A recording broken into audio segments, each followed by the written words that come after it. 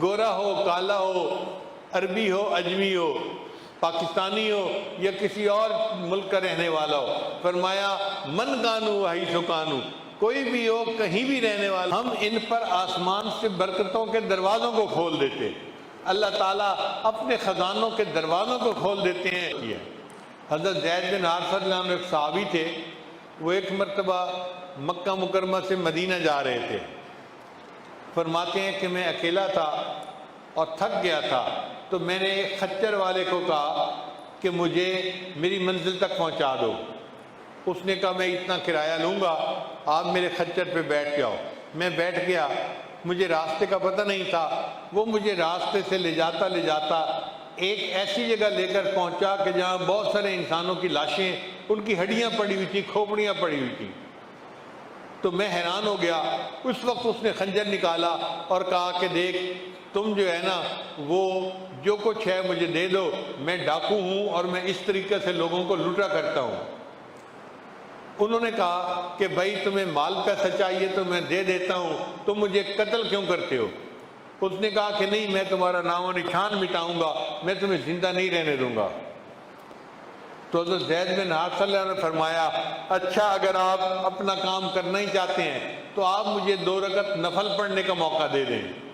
اس نے کہا تم سے پہلے والے بھی مجھے یہی کہتے تھے کہ 2 رکعت نفل پڑھ دو، نفل پڑھے، میں نے ان کو قتل کر دیا، یہ دیکھو کھوپڑیاں پڑی ہوئی ہیں، کسی کے نفل اس کے کام نہیں آئے۔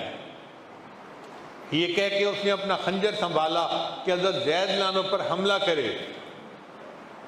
جب اس نے خنجر سنبھالا ایک زوردار آواز آئی لا تقتلہ، اس کو قتل مت کرو۔ وہ سہم گیا، گھبرا گیا کہ یہ آواز کہاں سے آئی۔ تھوڑی دیر بعد سنبھلا اور پھر اس نے خنجر مارنے کی نیت کی تو آواز اس سے زیادہ زوردار آئی لا تقتلہ۔ وہ اور سہم گیا، گھبرا گیا۔ جب وہ تھوڑا سنبھلنے کی کوشش کر کے تیسری مرتبہ خنجر چلانے لگا، ایک سوار نمودار ہوا، اس نے ایسا نیزہ مارا کہ یہ بندہ مر گیا۔ حضرت زید رضی اللہ عنہ محفوظ ہو گئے۔ انہوں نے اس سوار سے پوچھا تو کون ہے؟ اس سوار نے کہا کہ میں ایک فرشتہ ہوں، اور جو بندہ یا ارحم الراحمین کہہ کے اللہ کو پکارتا ہے اللہ مجھے اس کی مدد کے لیے بھیج دیتا ہے۔ جب آپ نے پہلی مرتبہ دعا مانگی یا ارحم الراحمین، میں اس وقت آسمانوں پر تھا، مجھے حکم ہوا جاؤ میرے بندے کی حفاظت کرو۔ جب دوسری مرتبہ یا ارحم الراحمین کہا میں آسمان دنیا تک پہنچ گیا تھا، اس لیے زیادہ زور کے ساتھ اس کو آواز آئی۔ اور جب آپ نے تیسری مرتبہ یا ارحم الراحمین کہہ کر پکارا تو میں یہاں پہنچ گیا اور میں نے اس دشمن کو قتل کر کے تمہاری حفاظت کر دی۔ یوں اللہ تعالیٰ اپنے بندے کی حفاظت فرماتے ہیں جو متقی ہوتے ہیں۔ گورا ہو کالا ہو، عربی ہو اجمی ہو، پاکستانی ہو یا کسی اور ملک کا رہنے والا ہو، فرمایا من کانو حیث کانو، کوئی بھی ہو کہیں بھی رہنے والا ہو جو تقوی کو اختیار کرے گا وہ قیامت کے دن میرا مقرب بندہ ہوگا۔ اللہ تعالیٰ ہمیں تقوی کی زندگی عطا فرمائے اور ہمیں نبی علیہ السلام کا قرب خاص عطا فرمائے۔ پھر متقی بندے پر اللہ برکتوں کی بارش نازل فرماتے ہیں۔ سنیے قرآن عظیم الشان، اللہ فرماتے ہیں وَلَوْ أَنَّ أَهْلَ الْقُرَىٰ آمَنُوا وَاتَّقَوْا، اگر یہ بستی دیسوں والے ایمان لاتے اور تقوی کو اختیار کرتے لَفَتَحْنَا عَلَيْهِمْ بَرَكَاتٍ مِّنَ السَّمَاءِ، ہم ان پر آسمان سے برکتوں کے دروازوں کو کھول دیتے۔ اللہ تعالیٰ اپنے خزانوں کے دروازوں کو کھول دیتے ہیں اور متقی بندے کو اتنی برکتیں عطا فرما دیتے ہیں۔ اب سوال پیدا ہوتا ہے کہ یہ تقوی بندے کو ملتا کیسے ہے؟ ہمارے مشائخ نے لکھا کہ 3 اسباب ہیں برکت حاصل ہونے کے۔ پہلی بات کہ انسان روزے رکھتا ہے تو اس کو تقوی ملتا ہے۔ اللہ فرماتے ہیں اے ایمان والو تمہارے اوپر روزوں کو فرض کر دیا گیا جیسے کہ تم سے پہلی امتوں پر فرض کر دیا گیا لعلکم تتقون، تاکہ تم متقی بن جاؤ۔ تو جو بندہ روزے رکھتا ہے اور روزے کی زندگی گزارتا ہے اللہ اس کو تقوی اختیار کرتے ہیں۔ اور دوسری بات کہ جو سچے لوگوں کی صحبت میں رہتا ہے اللہ اس کو تقوی اختیار کرنے کی توفیق دیتے ہیں۔ یا ایھا الذین آمنوا اتقوا اللہ وکونوا مع الصادقین، اے ایمان والو تقوی اختیار کرو اور سچوں کی صحبت میں رہو، یہ سچوں کی صحبت تمہیں متقی بنا دے گی۔ نبی اسلام نے ارشاد فرمایا لکل شیء معدن، ہر چیز کا ایک کان ہوتی ہے، ومعدن تقوی قلوب العارفین، اور تقوی کی کان عارفین کے دل ہوتے ہیں، ان کے دل تقوی سے بھرے ہوئے ہوتے ہیں، جو بندہ ان کی صحبت میں رہتا ہے اس کو بھی وہ تقوی کی نعمت نصیب ہو جاتی ہے۔ اور تیسرا سبب ہوتا ہے کہ انسان اللہ سے دعا کرے اور تقوی مانگے۔ نبی اسلام نے دعا سکھائی، اللہم انی اسألک الہدی والتقی والعفاف والغنی۔ چنانچہ متقی بندے کے ساتھ اللہ کی مدد ہوتی ہے۔ اللہ کے کرم کا کیا کہنا، آپ اندازہ لگائیے، فرعون بیعون جو خدائی کا دعویٰ کرتا تھا، جو ظالم بادشاہ تھا، اس نے بنی اسرائیل کے ہزاروں بچوں کو قتل کروایا۔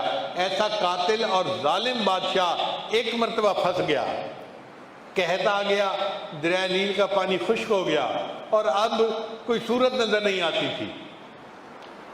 چنانچہ لوگوں کے نمائندے بادشاہ کے پاس آئے اور کہنے لگے جی آپ تو خدائی کے دعوے کرتے ہیں اور ہم پانی کو ترس رہے ہیں اور پانی نہیں ہے، آپ کوئی انتظام کریں کہ ہمیں پانی مل جائے۔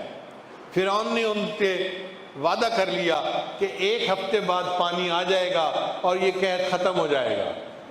اب دن گزرتے گئے، کہتے ہیں کہ جب 2 دن باقی رہ گئے تو فرعون کو فکر ہوئی کہ پانی نہ آیا تو میری تو خدائی کا جھوٹا دعویٰ، اس کی کلی کھل جائے گی اور میں لوگوں کے سامنے جھوٹا پڑ جاؤں گا، اب کروں تو کیا کروں۔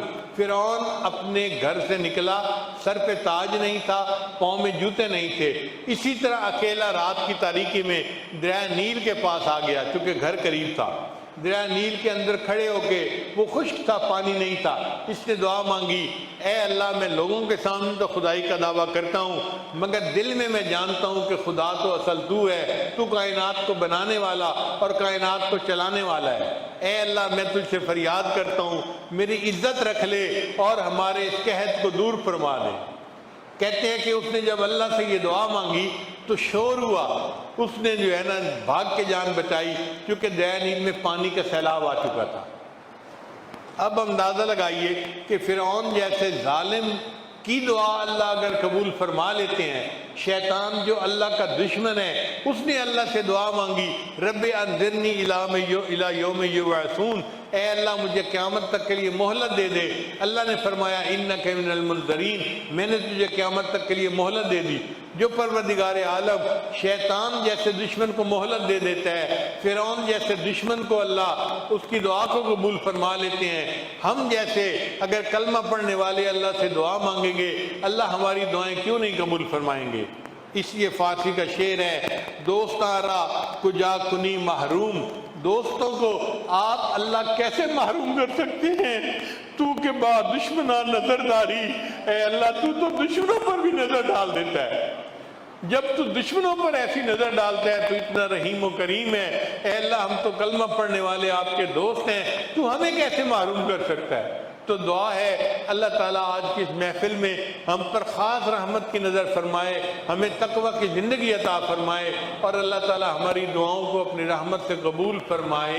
لا الہ الا اللہ، لا الہ الا اللہ، لا الہ الا اللہ، لا الہ الا اللہ، لا الہ الا اللہ، لا الہ الا اللہ، لا الہ الا اللہ۔